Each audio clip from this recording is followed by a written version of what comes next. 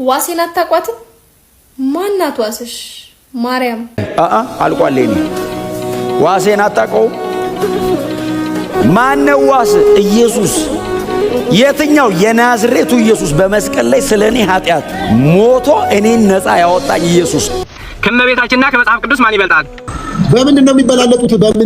በምንድነው የሚበላለጡት ይላል እንዴ? አንተ አሁን ለምሳሌ ከብሉይ ኪዳንና ከአዲስ ኪዳን ብሉይ ኪዳን እንደሚበልጥ ሁሉ ከመጽሐፍ ቅዱስና የጌታ ቃላት ከሆነና የጌታ ማደሪያ ከሆነችው የጌታ እናት ከሆነችው ከሁለቱ ማን ይበልጣል?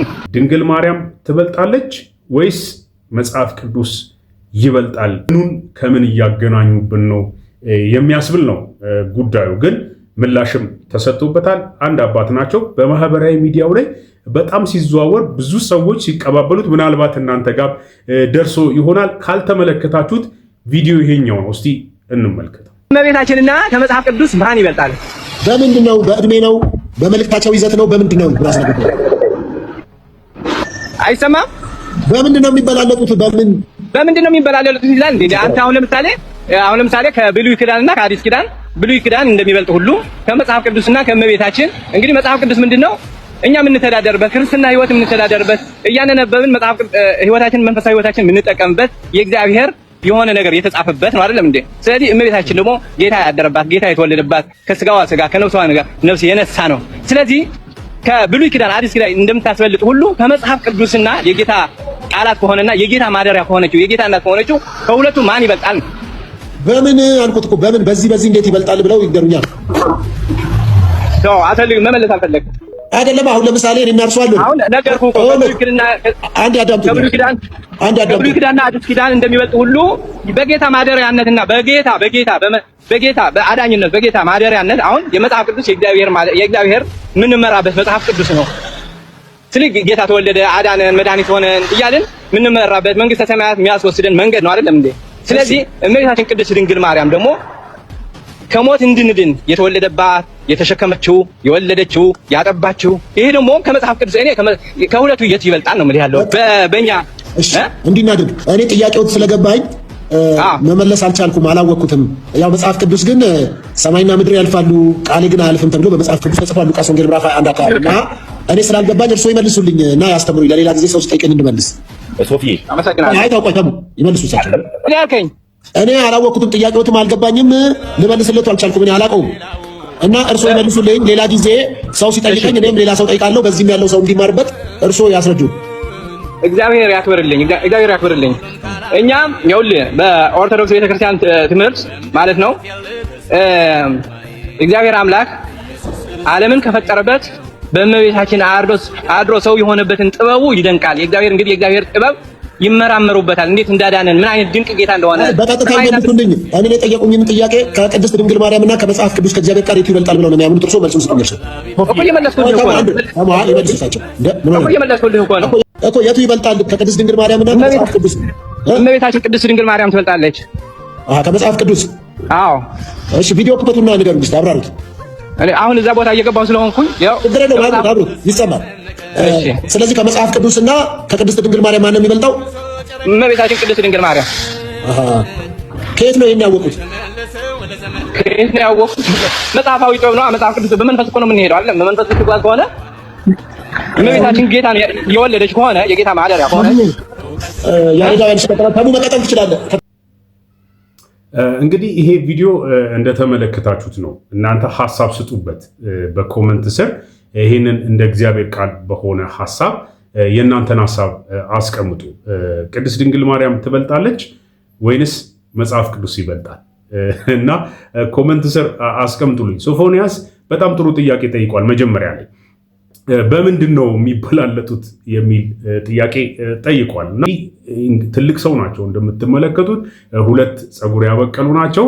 ኮስተር ብለው የመለሱትን ምላሽ ተመልክታችኋል። ፓስተር ሶፎንያስ ደግሞ እንግዲህ መጽሐፍ ቅዱስ እንደሚናገረው ሰማይና ምድር ያልፋሉ ቃሌ ግን አያልፍም ተብሎ ተጽፏል። እኔ ይህንን ስለማላቀው እርሶ ይመልሱልኝ ብሎ እንግዲህ አናግሯቸዋል። እሳቸው ውስጥ ያለውን ሐሳብ እንዲናገሩ አድርጓል። ያው ደፍረው በድፍረት የራሳቸውን ሐሳብ አስቀምጧል። እናንተ ኮመንት ላይ ሐሳባችሁን አስቀምጡልኝ። በጨዋ ደንብ ሌሎች እንዲማሩበት እንዲመለከቱትና እንደ እግዚአብሔር ቃል የሆነውን ሐሳባችሁን አስቀምጡልኝ። ዘመድኩን ያነሳው ሐሳብ ለቢኒያም ሽታዬ እረፍ የሚል ማስጠንቀቂያ ሲሰጠው ተመልክቻለሁ። እሺ ቢኒያም ሽታዬ ፓስተር ማነው ወንድማችን ቢኒያም ሽታዬ የአላፋት ዝማሬ መቆም የለበትም የሚል አጀንዳ ይዟል። ወንድማችን ትንሽ ባትፈጥን ትንሽ እኛም ብታዳምጠን እና ስነ ስርዓት ብትይዝ ቲክቶኩን የተቆጣጠራችሁ ከጴንጤ የመጣችሁ ከእስልምና የመጣችሁ ሰዎች ረጋ በሉ፣ ተረጋጉ። አላርፍም አንተ ራስህ እረፍ ብሎ ደግሞ ቢኒያም ሽታዬ በዛኛው በኩል ምላሽ ሲሰጥ ተመልክቻለሁ። አሁንም ስደተኛ ነኝ፣ አንተም ውጭ ሀገር ነው የምትኖረው፣ እኔም በኡጋንዳ ነው ያለሁት፣ ስለዚህ አላርፍም። እንግዲህ ስለደረሰኝ ማስጠንቀቂያው ለማስጠንቀቂያው ደግሞ መልስ ለመስጠት መጥቻለሁ። በእርግጥ ስለኔ አሁን ስላነሳ መልስ ሰጥሃለሁ። አንተ ማነህ? አንተ ማነህ ካልከኝ እኔ አንተስ ማነህ? በቃ አለቀ። አንተ ማነህ በዚህ ቤተክርስቲያን ውስጥ? አንተም ስደተኛ ነህ። በነገራችን ላይ እኮ አንተም እንደኔ እኮ ስደተኛ እኮ ነህ። እዱ ዳነ አልዳነ ምንም አይመስላቸው። ይሄ ሁሉ ሃይማኖት ያለው ሰው አጫሽ፣ ቃሚ፣ ጠጪ፣ ስደተኛ አይሆንም ነበር። መምህር ዲያቆን ሄኖክ ኃይሌን በጣም ወደውና ማከብረው። አሁን ግን ወቅቱ ተሰባስበን የምንዘምርበት ወቅት አይደለም። ለነሱ ደግሞ ትልቁን ስራ የሚሰሩት ፌሚኒስቶች ናቸው። ወቅቱ አይደለም። ለሁሉም ጊዜ አለው። መስቀል አደባባይ ወጥተን የምንዘምርበት ጊዜ አለው። ጃን ሜዳ ወጥተን የምንዘምርበት ጊዜ አለው። እነሱ ውስጡን እየሄዱ ነው። በቴሌ ሁሉም እንደ ዘበት ሊጠፋ ሁሉም እንደ ዘበት ሊያልፈው ጌታ በኢየሱስ የጸና ሲሆን ሊገባ ነው ሊያልፍ ነው። ሁሉም ትቢያ ሆኖ ለቀረ ሁሉም ከጠፋነት ይስፈኖ ታዲያ ለክርስቲያን አይሻልም ወይ መኖሩ በኢየሱስ ተማምኖ። ሰላም ቅዱሳን የእግዚአብሔር ቤተሰቦች እንደምን ቆያችሁልኝ? የእግዚአብሔር አብ ፍቅር የልጁም የኢየሱስ ክርስቶስ ጸጋና ሰላም ከሁላችን ጋር ይሁን። እንደገና ደግሞ ዛሬም ተገናኝተናል። ምክንያቱም የእግዚአብሔር ቃል እንደሚናገረው ያልጠፋ ነው ከእግዚአብሔር ምሕረት የተነሳ ነው፣ ርኅራኄው አያልቅምና ማለዳ ማለዳ አዲስ ነው ተብሎ እንደተጻፈው ጌታ ደግሞ አዲስ ዕድል እንደገና ደግሞ እሱን የምናገለግልበትን ጊዜና ሁኔታ ስላመቻቸልን በዚህ ቪዲዮ እንደገና ተገናኝተናል። እንግዲህ እንደ እግዚአብሔር ቃል የሆኑ ሐሳቦችን የምንነጋገር ይሆናል። ዛሬም እንደተለመደው በጣም በማህበራዊ ሚዲያው ላይ ሲዘዋወሩ የተመለከትኳቸውን ሆት ኢሹ የሆኑ ሐሳቦችን ይዤ ወደ እናንተ ብቅ ብያለሁ። እንግዲህ ይህንን ቻናል ያልተቀላቀላችሁ ዛሬ አዲስ የሆናችሁ ሰዎች ብትኖሩ በጌታ ፍቅር የማሳስባችሁ የሰብስክራይበር በተኑን በመጫን ቤተሰብ እንድትሆኑ አሳስባችኋለሁ። ከእናንተ ላይ ምንም የሚቀነስ ነገር አይኖርም። ምንም የሚከብዳችሁ የሚወስደውም ደቂቃና ሰከንድ አይኖርም። ለእኔ ቻናል ግን እጅግ በጣም ይጠቅመኛል። ስለዚህ ሰብስክራይብ እያደረጋችሁ ሼርም ደግሞ በማድረግ ለሌላ ለብዙ ሰዎች እንዲደርስ ይህንን እንድትተባበሩ በጌታ ፍቅር አሳስባችኋለሁ። የዛሬ ቪዲዮቼ በጣም ብዙ ሰዎች የተቀባበሏቸውና ብዙ ሐሳብ የተሰጠባቸው ደግሞ ሆት ኢሹ የሆኑ ሐሳቦች ናቸው። የመጀመሪያው የምናነሳው ምንድነው? እንግዲህ ቢኒያም ሽታዬና ዘመድኩን በጣም የተጋጩበት የተመላለሱበትን ቪዲዮ ተመልክቻለሁ። ጉዳዩ ደግሞ ምንድነው? የአእላፋት ዝማሬን ይመለከታል። በዚህ በአእላፋት ዝማሬ ጉዳይ እንግዲህ የጃንደረባው ትውልድ በሚል ርዕስ ዲያቆን ኃይሌ የሚያስተባብረው የኦርቶዶክሳውያን የዝማሬ ፕሮግራም አለ። ገና ሲደርስ የሚደረግ ፕሮግራም ነው። ያለፉትን 2 ዓመታት እንደተከናወነ ተመልክተናል። እንግዲህ በዚህኛውም ዓመት እንደሚደረግ ማስታወቂያዎችን እየተመለከትን ብዙ ወጣቶች ደግሞ ዝማሬውን እየተለማመድን ነው የሚሉ የተቆራረጡ ቪዲዮችን ተመልክቻለሁ። እንግዲህ ይሄ ባለበት ሁኔታ እንግዲህ ብዙ ሰዎች ኖ በዚህ ጊዜ መከናወን የለበትም የሚል ሐሳብ ያነሳሉ። ሌሎቹ ደግሞ ለምንድን ነው የማይከናወነው የሚል ሐሳብ ያነሳሉና የተነሱ በጣም ብዙ ሐሳቦች አሉ። እሱን ቪዲዮዎችን እንመለከታለን። እኛ ደግሞ እንግዲህ ልንማርበት የሚገባው እንማራለን። ይሄ ልክ አይደለም እንደ እግዚአብሔር ቃል ነው አያስኬድም የምንለውን ደግሞ አያስኬድም ብለን እናልፈዋለን። አንዳንዶች ከፖለቲካ ጋር እንዳያያዙት ተመልክቻለሁኝ። ይህንን የሚያነሱ ሰዎች ደግሞ ብዙዎቹ ኢትዮጵያ ውስጥ የሌሉ ውጭ ሀገር ያሉ ኦርቶዶክሳውያን ናቸው የሚል ቅሬታ ደግሞ ያቀረቡ ሌሎች ያነሱትን ሐሳብ ተመልክቻለሁ። እንግዲህ ቪዲዮችን እንመለከታለን። እናንተም እንግዲህ የራሳችሁን ሐሳብና አስተያየታችሁን ለሌሎች ያንጻል፣ ይጠቅማል፣ ደግሞም ይህንን የሚመለከቱ ሰዎች አንብበው ይማሩበታል የምትሉትን ሐሳብ በኮመንት ስር እንድታስቀምጡልኝ ይሁን። ነቢይ ጥላይ በሚያስተምርበት ጊዜ ተቆርጣ የወጣች አንድ ሐሳብ ስለ ጌታ ስለ ኢየሱስ ክርስቶስ የተናገረው ቪዲዮ በጣም ቫይራል ወጥቶ ተመልክቻለሁ። እዚህ ላይ እንደምትመለከቱት እኔም ቪዲዮ ሰርቼበታለሁ። ዋሴን አጣቀው ማነው ዋሴ? ኢየሱስ። የትኛው የናዝሬቱ ኢየሱስ በመስቀል ላይ ስለኔ ኃጢአት ሞቶ እኔን ነፃ ያወጣኝ እና በጣም ብዙ ሰዎች ተቀባብሎታል። እና ይሄንን የሚቃወም ሰው ደግሞ ተመልክቻለሁ። ማን ነው እንዴት ተቃወመ የሚለውን ሐሳብ እንመለከታለን። በቅድሚያ ይሄንን መልእክት እንስማና ወደ ዋናዎቹ ቪዲዮቻችን ደግሞ እንገባለን። ቢሾፍቱ ስለ ወንጌል ትጣራለች። አምና በዚሁ መርህ ባዘጋጀነው የወንጌል ስርጭት ሳምንት ከ500 ሰዎች በላይ ጌታን የግል አዳኝ አድርገው ተቀብለዋል። ዘንድሮም በቢሾፍቱ ከተማ ላይ የወንጌልን ችቦ እናቀጣጥላለን። እኔ በበኩሌ ምን ላድርግ ካሉ የተዘጋጀውን ቲሸርት ለብሶና አጊጦ በከተማዋ ላይ እንደ ጎርፍ መፍሰስ ሳምንቱን ወንጌል በስፋት ይሰበካል። የቢሾፍቱ አብያተ ክርስቲያናት ህብረት ከሚሰራቸው ስራዎች አንዱ ደግሞ ሜታኖያ በሚል በአይነቱ ልዩ የሆነ ስልጠና በታላላቅና ዕውቅ በሆኑ አስተማሪዎች ተዘጋጅቷል። ስለሆነም ቀድሞ ይመዝገቡ፣ ያስመዝግቡ። ለበለጠ መረጃ በ0923 44 38 40 ላይ ይደውሉ። እንዲሁም የህብረቱን ፌስቡክ ገጽ ይከታተል።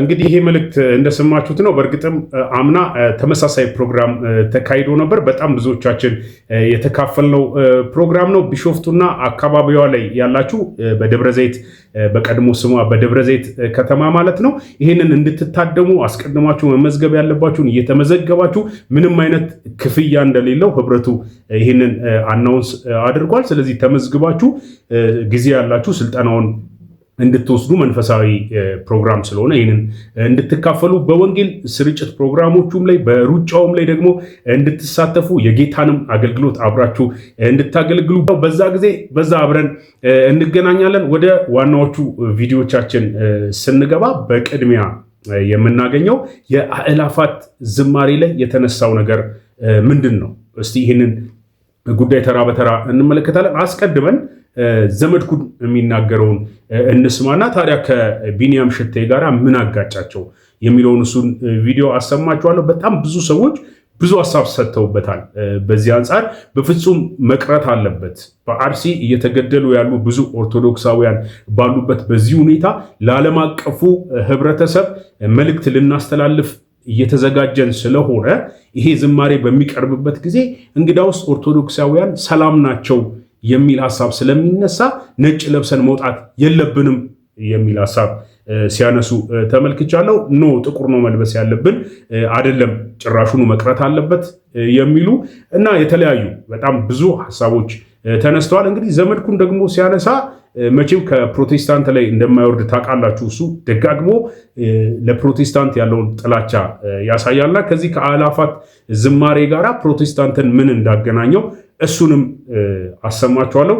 የመጀመሪያውን ቪዲዮ እስቲ እንስማው። ሄኖክ ኃይሌ ጃንደረባው ሚሽን ተቀብሎ ሊመጣ ይህንን ያየ የአሜሪካ ሴናተር፣ ይህንን ያየ የተባበሩት መንግስታት፣ ይህንን ያየ የዓለም መንግስታት በኢትዮጵያ የእምነት ነፃነት የለም፣ በኢትዮጵያ ያሉት ክርስቲያኖች ይጨቆናሉ፣ በኢትዮጵያ ያሉ ኦርቶዶክሳውያን ይገደላሉ ቢባል ማን ነው የሚያምነው? ማንም አያምነው። እውነቱን ልንገር፣ ቦሌ መድኃኒዓለም ይሄ የምታየውን መድረኩን አምጣልኝ፣ መድረኩን ሳብልኝ፣ ይሄ የምታየውን መድረክ አዳነች አቤቤ ናት የከፈለችው። የአዲስ አበባ አስተዳደር ነው የከፈለው። የሰሩት ፕሮቴስታንቶች ናቸው። መድረኩን ያቋቋሙት ፕሮቴስታንቶች ናቸው። ያልኳችሁ እንደሰማችሁት ነው። እና አዳነች አቤቤ ናቸው። ያው እንግዲህ የአዲስ አበባ አስተዳደር ስለሆነ የመንግስት አካላት ስለሆኑ እነሱ ሰሩት ቢል አይገርመኝም። ግን ቀጥሎ ምንድነው ያነሳው ሐሳብ የሰሩት ፕሮቴስታንቶች ናቸው በማለት ነው የሚናገረው። እስቲ ሐሳቡን እንጨርሰው። አሁን ለዚህ ዝግጅት ተብሎ የተዘጋጀውን አንድ ሰርተፊኬትና የመግቢያ ዋጋውን ላሳይ። የገቡት የጎጃም የቅባት ባለሀብቶችና የትግራይ ባለሀብቶች ናቸው። አታ ትኬቱን ላሳይ። የቅድሙ ትኬት አጣ። ተመልከት። ጌታችን ልደት በምስጋና የምናከብርበት የአእላፋት ዝማሬ ዘንድሮ ከወትሮ በተለየ ለመጀመሪያ ጊዜ በመስቀል አደባባይ የሚደረግ ይሆናል። ልብ በመስቀል አደባባይ የሚደረግ ይሆናል። እርሶም በልዩ ሁኔታ ለሚቀርበው ለዚህ ዝግጅት የገቢ ማሰባሰቢያ እንዲሆን ባዘጋጀነው የልዩ እንግዶች የራት ግብዣ ላይ እንዲገኙልን በአክብሮት ጠርተኑታል። አገልግሎቱን ለመደገፍ የመግቢያው ዋጋ 20,000 ብር ነው። ሰማችሁት? እየተዘጋጀ ያለው ፕሮግራም ኦርቶዶክሳውያን እየተገደሉ ባለበት ሁኔታ እኛ ጥሪ ማቅረብ እንዳንችል የሚያደርግ ነው። ተልኮ ያለው ነው እና ያው የብሩንም ሁኔታ እያነሳ ነው። እንግዲህ የትኛውን ፕሮግራም ሲዘጋጅ ገንዘብ ያስፈልገዋል። ገንዘብ የምናሰባስብበት ደግሞ የተለያየ መንገድ አለው።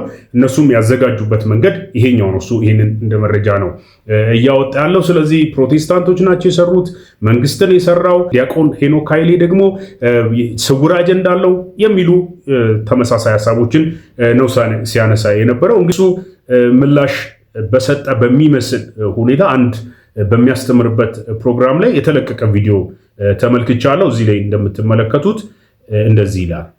ሴራ ተንታኞች አሉ። የቤተ ክርስቲያን አገልግሎት ስታገለግሉ ሰዎች ሐሳብ ተቃውመው እናንተን ተቃውመው አልችል ሲሉ ሂድን አጀንዳ አላቸው ከጀርባ። አንተ ሞኝ ነህ፣ መዝሙሩን ነው የምታየው። አንተ ሞኝ ነህ፣ ትምህርቱን ነው። ከጀርባ ብዙ የሚሰራ አለ ሴራ የሚላል።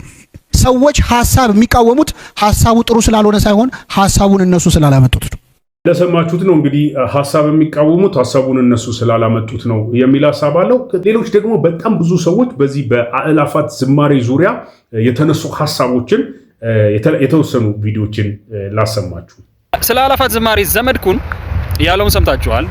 አንዳንድ ሰዎች እዚህ ሀገር የሌሉ ሁሉም ባይተው እዚህ ሀገር የሌሉ ሰዎች ውጡና ጥቁር ልበሱ፣ እንዲህ አድርጉ፣ እንደዛ አድርጉ ምናምን እያሉ ነው። እኔ እኮ በጣም የሚገርመኝ አእላፋት ዝማሬን ለምን ዋይ ስፔሲፊክሊ አእላፋት ዝማሬ? ከዛ በኋላ እኮ ጥምቀት አለ። ጥምቀት አይከበር? በጥምቀትም ጥቁር እንልበስ እየየንብል።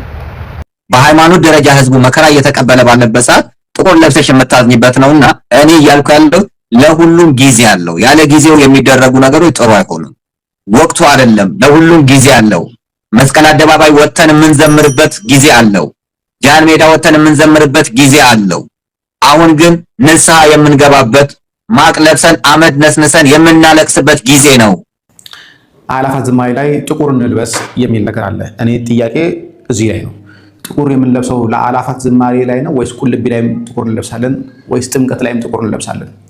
ጥምቀት ላይም ቁልቢ ላይም ሌሎች የንግስ በዓላት ላይ አሊያም ደግሞ ቤተክርስቲያን ስንሄድ ጥቁር ማናደርግ ከሆነ ለምንድን ነው የአእላፋት ዝማሬ እየተፈለገ ያለው? የአእላፋት ዝማሬ እኮ በዓለም ደረጃ የሚሰራጭ ነው ካላችሁ፣ ኦኬ ጥምቀትም እኮ በዓለም ደረጃ የሚሰራጭ በዓል ነው። ጥምቀት ላይም የአእላፋት ዝማሬ ላይ ልናደርግ ያሰብነውን ጥቁር ልብስ ጥምቀት ላይ እናደርገዋለን። ይሄ እኔ እንደ ጥያቄ መመለስ አለበት። ለምንድን ነው ፎከስ እየተደረገው አእላፋት ዝማሬ ላይ? ከጥምቀትም የአደባባይ በዓላችን ነው እና እዛ ላይ ጥቁር እንለብሳለን ወይስ አንለብስም? ይሄ እናንተ መመለስ ያለባችሁ ነገር ነው ብዬ አስባለሁ።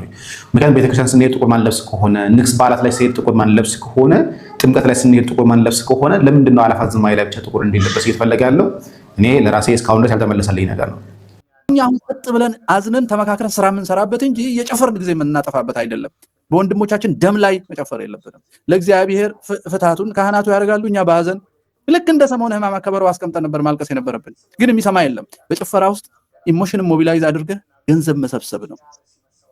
አየህ፣ ምልስ ወታደሩም ምንደኛውም ምኑ ስለሞላ የወገኖቻችን መሞት፣ መሰደድ፣ የሰባት ልጆች እናት መታረድ፣ የህፃናት በጥይት መደብደብ፣ የምዕመናን ካህናት ማጣት፣ ይሄ ሁሉ አይገዳቸውም።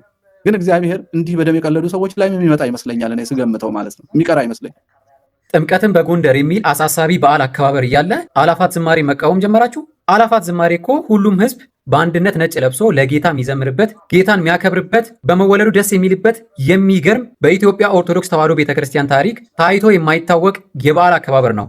ይሄንን ለመቃወም ግዴታ ሴጣን መሆን ነው ያለብኝ። ይሄንን ቆንጆ በዓል ልክ ሴጣን የተመሰገነበት ዕለት አስመስለ እየተቃወምከው ለማውረድ እየሞከርክ፣ በተቃራኒው ግን ጥምቀትን በጎንደር ተብሎ ተጠማቂው እያለ የበዓሉ ባለቤት ጌታ እያለ ለጎንደር የሚዘመርበት፣ ለምኒልክ የሚዘመርበት፣ ለቴዎድሮስ የሚዘመርበት፣ ለበላይ ዘለቀ የሚዘመርበት፣ ለእቴጌ ጣይቱ የሚዘመርበትን ዕለት ችላ ብለህ ታየዋለህ። ጉዳይ አይደለም። ለስንት ዘመናት ጥምቀትን በጎንደር የሚለውን በዓል አከባበር አየው። አንድም ቀን ተደስቼበት የማላውቀው በዓል ቢኖር እሱ ነው። ሰው እንዴት በዓመት አንዴ የሚመጣውን የጌታችን የመድኃኒታችን የኢየሱስ ክርስቶስን የጥምቀት በዓል ለሱ ጊዜ መስጠቱን፣ ለሱ መዘመሩን፣ ለሱ መስገዱን፣ ለሱ በአደባባይ መመስከሩን፣ ጌትነቱን፣ አዳኝነቱን፣ ንጉስነቱን መመስከር መመስከር ትቶ ከዚህ በፊት ኢትዮጵያን መርቶ ላለፉ ነገስታት ሲዘል ሲጨፍር እነሱን ለማንገስ ቀኑ ሙሉ ሲጋደል እንዴት ይውላል? ደግሞ እኮ አያፍሩም። ይህንንም ይቃወሙኛል። ባለፈው ሰሜንን ለኢየሱስ ብለው የሆነ ሰው የጀመረውን እንቅስቃሴ እነዚህ መናፍቃን እኛን ኢየሱስን ሊያስተምሩ ይሞክራሉ፣ እኛ የሊቃውንት ሀገር ብለው ሲፎክሩ አየሁ። እስቲ የሊቃውንት ሀገር መሆኑን አሳዩን። ጥምቀት እየመጣ አይደለ? ጎንደር የሊቃውንት ሀገር መሆኗን ኢየሱስን እንደምታውቅ ጌታዋ አምላኳ አዳኟ እንደሆነ እስቲ በራሱ በዓል ላይ በጥምቀት ላይ በይፋ አሳዩን። እስቲ ጥምቀትን በጎንደር ላይ ኢየሱስ ጌታ ነው፣ ኢየሱስ ያድናል የሚል ቲሸርት አይታችሁ ታውቃላችሁ? እስቲ አንድ አይታችሁ ታውቃላችሁ? ምኒልክ ንጉስ ነው፣ ቴዎድሮስ ሞተልኝ፣ እንትና እንደዚህ ሆነልኝ የሚል ጥቅስ እየደረደሩ ባንዲራ እየተሸከሙ ለጎንደርና ለነገስታት ሲጨፍሩ መዋል የሊቃውንት ሀገር አያስብልም። ሊመርር ይችላል። እየመረረም ቢሆን ትውጠዋለህ። እንግዲህ ይሄ ወንድማችን ደግሞ ከጥምቀት በዓል ጋር አያይዞ ነው ያቀረበው እና የአእላፋትን ዝማሬ መቃወም ሴጣን መሆን አለብኝ የሚል ሀሳብ አንስቶ ነው የጀመረው። ስለዚህ ከጥምቀት በዓል ጋር ደግሞ አያይዞ እንደሰማችሁት የሱን ሀሳብ አስቀምጧል። ለዚህም ደግሞ እናንተ ኮመንት ላይ ያላችሁን ሀሳብ በጨዋ ደንብ እንደ እግዚአብሔር ቃል የሆነ ሀሳባችሁን አስቀምጡልኝ። እንግዲህ ይሄ ክርክሩ ቀጥሏል። በጣም ብዙ ሰዎች ብዙ ሀሳብ አንስተዋል ብያችኋለሁ። እስቲ ደግሞ ሌላኛው ሰው ያነሳውን ላቅርብላችሁ። ምን ይላል ይሄ ወንድማችን ደግሞ? በፍጹም በዚህ ሀዘን ላይ ሆነን ይሄ የአእላፋት ዝማሬ መቅረብ የለበትም የሚል ሀሳብ ያነሳል። እስቲ እንስማው። መቼም አእላፋት ዝማሬን የሚቃወም ሰው የለም። ይሄ ግልጽ ነው። ምሳሌ ባለፈው ብር ሲሰበሰብ ብር ከሰጠሁት ሰዎች ውስጥ አንዱ እኔ ነኝ። እደግፋለሁ። ግን ጊዜው ሁኔታው ግን የኦርቶዶክሳውያንን ሞት የሚሸፍን መሆን አለበት ብዬ አላምንም። ገብቷቸዋል? አሁን የሚደረጉ ነገሮች ግን ከበር መሆን የለባቸውም። ዋይት ሃውስ ገብተን የተነገረን ይሄ ስለሆነ ባጭር ይህ ስለሆነ ማለት ነው። ኢትዮጵያ ውስጥ በቃ ይሄ ሻማ ጧፍ ይዘህ እልል እያልክ ታመሰግናለህ። ቢቢሲ አልጀዚራ ምናምን ይዘግበዋል። ያንን እንደ ኢትዮጵያ ይሄው ይላል ያቀርብልሃል መንግስት። ይሄው ያመለኩ ይሄው መስቀል አደባባይን ሰጥቻቸው ፈቅጄላቸው ይሄው እኔ ዲኮር አድርጌላቸው እኔ እንዲያድርጌላቸው ይላችኋል። አሁን እንዲህ ስንናገር አእላፋት ዝማሬ እንደምንቃወም አድርገው ደግሞ የሚናገሩ ሰዎች ትናንት ሰምቻለሁ። እኔ በጣም ነው የማዝነው። ዝማሬን ለመቃወም መጀመሪያ ይሄ አእላፋት ዝማሬውን ለመቃወም መጀመሪያ እኛ ካህናት ነን። ይሄን ማወቅ አለብን። ካህን የሆነ ሁሉ ዝማሬን ሊቃወም አይችልም። የካህን ኑሮ ዝማሬ ስለሆነ ማለት ነው ባጭር። በሰዓታቱ በቅዳሴው በማህሌቱ ከዛ ውጭ ሌላ ህይወት ስለሌለን ማለት ነው። እንደዛ አድርገው የሚናገሩ ሰዎች እየሰማው ስለሆነ በፍጹም ግን ከበር ያደርገዋል። ይሄ ነው በቃ። ይሄን ደግሞ ተነግሮን ቃል በቃል ተነግሮን መጣናል። እኔን ካልፈለጋችሁ አቡነ ሉቃስን ጠይቁ፣ እኔን ካልፈለጋችሁ ቀሲስ ሳሚን ጠይቁ፣ እኔን ካልፈለጋችሁ ዶክተር አባ ገብርኤልን ጠይቁ። ያ ቃል በቃል የሚገርማችሁ ከሚቲንጉ በኋላ ነው ራሱ መጨረሻ ላይ ውጭ ላይ ቁመን እንዲያወራን ዋናው ተመድቦ የመጣው ሰው እንደዚህ ያለን ማለት ነው። ስለዚህ አሁን እንዴት መሰላችሁ አንዱን ጥሎ አንዱን አንጠልጥሎ እንደሚባለው አንዱ በዚህ ተገደልኩ እያለ እያለቀሰ አንዱ በዚህ እንደዛ መሆን አለበት ብዬ አላምንም። ኦርቶዶክሳውያን አንድ መሆን ነው ያለብን። በዚህ ሰዓት እንደምታውቁት በቃ ምንም ይሄ የምንልበት እንደዛ ጊዜ ነው ብዬ አላምንም። እዚህ አርሲ ላይ ይሄን ያህል ህዝብ እየተገደለ አርሲ ላይ ብቻ አይደለም፣ ትናንት በሶማሌ ስንት ህዝብ ሲገደል፣ ትናንት አርባ ጉጉ ላይ ስንት፣ ትናንት ጅግጅጋ ላይ ረጅም ርቀት አንሂድ ስንት ሰው ሲገደል እያለን እኛ ዝም እያለን አሁን የሚቀጥል ከሆነ እንግዲህ ውሳኔው ምርጫው የኛ ነው የሚሆነው። እንገደል ዝም ብለን ከሆነ ምርጫው የኛ ነው የሚሆነው።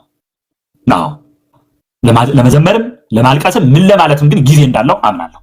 እንግዲህ ይሄኛውም ተቃውሞ እንደሰማችሁት ነው። በፍጹም ዝማሬ የመጥላት ነገር አይደለም። ካህን ዝማሬ አይጠላም የሚል ሀሳብ ነው። እንደሰማችሁት ነው ያንን ሀሳብ ያቀረበው። እንግዲህ ሌሎችም በጣም ብዙ ቪዲዮዎች አሉ። እናንተ እነሱን ተመልክቷቸው። እኔ ወደ ቀጣዩ ሀሳብና ቪዲዮ ስሸጋገር ይሄኛው ቪዲዮ ደግሞ ነቢይ ጥሌ ሲያስተምር በመካከል ስለ ጌታ ስለ ኢየሱስ ክርስቶስ ዋስ መሆን አንስቶ ነበረ እና ይሄ ቪዲዮ በጣም ቫይራል ወጥቶ ተመልክቻለሁ። በጣም ብዙ ሰዎች ይህንን ቪዲዮ ሪያክት አድርገውበታል። ነገር ግን አንድ የተቃወመ ሰው ተመልክቻለሁ። በፍጹም ይህንን ኦርቶዶክሳውያን ሪያክት ማድረግ የለባቸውም በማለት ሲያቀርብ ሰምቻለሁ። ይህንን ሀሳብ ተመልክታችሁ ኢየሱስ ዋሴ ነው በማለት እንድትጽፉ እፈልጋለሁ። እስቲ ቪዲዮን እና ተቃውሞ እንመልከት። ዋሴን አታውቀውም? ማነው ዋስ? ኢየሱስ። የትኛው? የናዝሬቱ ኢየሱስ በመስቀል ላይ ስለኔ ኃጢአት ሞቶ እኔን ነፃ ያወጣኝ ኢየሱስ። እስቲ አሜን በሏ። ከሰይጣን አይደለም እኮ የሚያድን ከእግዚአብሔር ነው የሚያድን። እግዚአብሔር ነፃ ነህ ካለ ሰይጣን አሮርጦ ሊይዝ አይችልም። ሰይጣን የሚይዝ ከእግዚአብሔር ወደክ ቀን ነው። ደጅ ነው ጠብቆ የሚይዝ። ውስጥ ከቆምክ ማን ነው የሚይዝ? እንግዲህ የሰማችሁትን የፓስተር ጥላሁንን ንግግር ሰሞኑን ብዙ ሰው ከፎቶና ከቪዲዮ ጋር እያደረገ እንደ ትሬንድ ሲጠቀምበት ነበር። ምናልባት አሁን የምናገረው ንግግር የፕሮቴስታንት እምነት ተከታዮችን አይመለከትም። ምክንያቱም የእምነቱ ተከታዮች ትሬንድ አድርገው ቢጠቀምበት መብታቸው ነው። ሰው የራሱን አስተሳሰብና ሃይማኖት መከተል መብት ስላለው። በጣም የገረመኝና እርማት ግን የሚያስፈልገው የኛው ኦርቶዶክስ ተዋህዶ ቤተክርስቲያን ልጆች የሆናችሁ ይህንን ጉዳይ ወይም ይህንን ድምፅ ተጠቅማችሁ ጭራሽ እንደ ባክግራውንድ የተጠቀማችሁት ምስልና ድምፅ ከገዳም ተሳልማችሁ ስትወጡ መቋሚያ ይዛችሁ ነጠላ ጣፍታችሁና ጭራሽ ማህተባችሁ እየታየ ጅምር ይህን ስትጠቀሙት ነበረ። ከታች እንደምትመለከቱት ማአት ወንድምናቶች ሰርተውበታል። አንዳንዱ ነጠላ እየለበሰ አንዳንዱ ከገዳም እየወጣ እና ደግሞ የተሰራበት መንገድ ትንሽ ይረብሻል። ሰው እንዴት ነው ነጠላ አድርጎ የአንድን የፕሮቴስታንት ትምህርት ድምፅ ባክግራውንድ አድርጎ የሚጠቀመው? በቃ ስለዚህ ይህን የምታደርጉ ወንድምቶች ያለማወቅም ከሆነ እንደው ንስሐም ግቡበት፣ አስተካክሉት። ከዚህ ባለፈ ግን ለበኋላ ላለው ግን ይሄን ቪዲዮ ብትደልቱት ምክሬ ነው። ነገ ከነገ ወዲያ ለእናንተ ራሱ ይሄ ጥሩ አይደለም። ሁሌም እኛ የምናደርገው ኦርቶዶክሳዊ ተግባራት ለሌሎች ጭምር መሰናከያ መሆን የለባቸውም። አንድ ሁለት ወንድም ጀምረው ማአት ሰው እየተቀባበሉ አይቻልም። ይሄ በጣም በፍጹም ስህተት ነው። ምናልባት ከሌሎች የእምነት ተቋማት ጋር አንድ የሚያደርገን ሀገራዊና ማህበረሰባዊ ስጋዊ ጉዳይ ብቻ ነው። የኛ ቤተክርስቲያናችን ከሌሎች በፍጹም ምንም አይነት ዶግማ ምንም አይነት ትምህርት አትወስድም የሚል ሐሳብ ነው የተናገረውና ደግሞ በጣም የሚያሳፍረው ነገር ብሎ የተናገረው ማህተማቸው እየታየ ነጠላ ለብሰው በጣም ነው የሚያሳፍረው የሚል ሐሳብ ተናገረና እሱ ያደረጉት ማህተም መስቀል አይደለም፣ መስቀሉ ላይ የተሰቀለው ኢየሱስ ክርስቶስ እያለ ነው ነብይ ጥሌ ሲያነሳ የነበረው ነው። ዋሴን አጣቀው ማነው ዋስ? ኢየሱስ። የትኛው? የናዝሬቱ ኢየሱስ በመስቀል ላይ ስለኔ ኃጢአት ሞቶ እኔን ነፃ ያወጣኝ ኢየሱስ። እስቲ አሜን በሏ። ከሰይጣን አይደለም እኮ የሚያድን ከእግዚአብሔር ነው የሚያድን። እግዚአብሔር ነፃ ነህ ካለ ሰይጣን አሮርጦ ሊይዝ አይችልም። ሰይጣን የሚይዝ ከእግዚአብሔር ወደክ ቀን ነው። ደጅ ነው ጠብቆ የሚይዝ። ውስጥ ከቆምክ ማን ነው የሚይዝ? የምንቃወመው ምንድን ነው ብለን መጠየቅ ያለብን ይመስለኛል። እነዚህ ልጆች ደስ አሰኛቸው። ዋሳችን ኢየሱስ ክርስቶስ ነው። የትኛው ኢየሱስ? የናዝሬቱ ኢየሱስ በመስቀል ላይ የሞተልኝ ዋስ የሆነልኝ። ዋሳችን ኢየሱስ ክርስቶስ ነው። እሱ ዋስ ሆኖ እኛን አስፈታል። እሱ ለእኛ ሞቶ እኛን ነፃ አወጣል። ስለዚህ ይሄ ብዙ ሰዎችን ደስ አሰኛቸው። ብዙ ሰዎች እንደምትመለከቱት ሪያክት አደረጉ እና ለወደፊትም ያሳፍራችኋል፣ ለእናንተ ጥሩ አይደለም ማለት ኢየሱስ የሚለው ላይ ሪያክት ስላደረጉ እና እኔ ያለኝ ጥያቄ እነዚሁ ሰዎች በጣም በተለያዩ ሙዚቃዎች ላይ ዘፈኖች ላይ ሪያክት ሲያደርጉ ነበር። ለምን እሱን አልተቃወምም? የተቃወመው ኢየሱስ ክርስቶስ የሚለው ስም ላይ የተደረገውን ሪያክሽን ነው እና ደስ የሚያሰኝ እንደ እግዚአብሔር ቃል የሆነ ሐሳብ ነው ሪያክት ያደረጉት። ኢየሱስ ዋሳችን ነው ብለው ያንን ንግግር ነው ሪያክት ያደረጉበት እና እንደሰማችሁት ወንድማችን ተቃውሟል። እንግዲህ በጌታ በኢየሱስ ክርስቶስ ላይ የሚቃወም ማን እንደሆነ በጣም ግልጽ ነው እና ምናልባት አንተም ይህንን ቪዲዮ በመስራት ለወደፊቱ ለአንተ ጥሩ አይሆንም የሚል መልእክት ማስተላለፍ እፈልጋለሁ እና እነሱ ከሚደልቱ ይልቅ አንተ ይህንን ቪዲዮ ለትውልድ የሚቀመጥ ስለሆነ የሚያስተዛዝብ ስለሆነ አንተ ራስህ ብትደልተው ነው ወይስ ቤተክርስቲያናችሁ ኢየሱስ ክርስቶስ ዋስ አይደለም ብለው ነው የሚያምኑት? ኢየሱስ ክርስቶስን አይቀበሉም አያምኑም ወይ ቤተክርስቲያናችሁ? ይሄ ትምህርት እናንተ ጋርስ የለም ወይ የሚል ጥያቄ ነው ማንሳት የምፈልገው። በመጨረሻ ይህንን ስለ ኢየሱስ ያነሳውን ወጣት እንመልከተውና መልእክቴን በዚሁ አበቃለሁ። ብዙ ሰዎች ሲቀባበሉት የነበረ ቪዲዮ ነው። እሱ በአደባባይ ለኔ ሲሰቀልና ሲሞት ለዛውም ያልሰራው ኃጢአት በኔ ኃጢአት ሲገረፍና እርቃኑ ሲሰቀል ያላፈረብኝ እኔ በዛ ሁሉ ፊት እንግዶች አሉ ትላልቅ ባለስልጣናት አሉ ብዬ ላፍርበት አልችልም። ያላፈረብኝን አምላክ አላፍርበትም። ለዛም ነው ኢየሱስ ጌታ ነው እየተናገርኩት። አሁንም ለሁላችሁም ኢየሱስ ጌታ ነው። በትክክል ኢየሱስ ክርስቶስ በእኔ ካላፈረ እኔ ደግሞ በሱ ላፍር በፍጹም አልችልም። በእኔ አላፈረ። እርቃኑን ሲሰቀልልኝ በመስቀል ስለኔ ብሎ ሲሞት በእኔ አላፈረ። የኔን እርቃን ተሸክሞ በመስቀል ላይ ነው የዋለው። ነቢይ ጥሌም ይህንን ነበር አጉልቶ የተናገረው። ብዙ ሰዎችም በጣም በደስታ ሪያክት ያደረጉት። አጭር ነች ተቆርጣ የወጣችሁ። እንዴም ወንድማችን ተመሳሳይ ሀሳብ ነው ያነሳው። በፍጹም በጌታ በኢየሱስ ክርስቶስ ልናፍር አይገባንም። አሁን ሰዓት ድረስ አብራችሁኝ ስለቆያችሁ እጅግ በጣም አመሰግናለሁ። ይሄ ቪዲዮ ለብዙ ሰዎች እንዲደርስ ሼር እንድታደርጉ አብራችሁኝም እንድታገለግሉ በጌታ ፍቅር አሳስባችኋለሁ። በሌላ አዲስ ቪዲዮ እና በሌላ ሀሳብ ደግሞ እስክንገናኝ ሰላም ቆዩልኝ። ሰላማችሁ ይብዛ። ሁሉም እንደ ዘበት ሊጠፋ ሁሉም እንደ ዘበት ሊያልፈው ጌታ በኢየሱስ የጸና ሲሆን የሚገባ ነው ሊያልፍ ነው። ሁሉም ትቢያ ሆኖ ለቀረ ሁሉም ከጠፋነት ይስፈኖ ታዲያ ለክርስቲያን አይሻልም ወይ መኖሩ በኢየሱስ ተማምኖ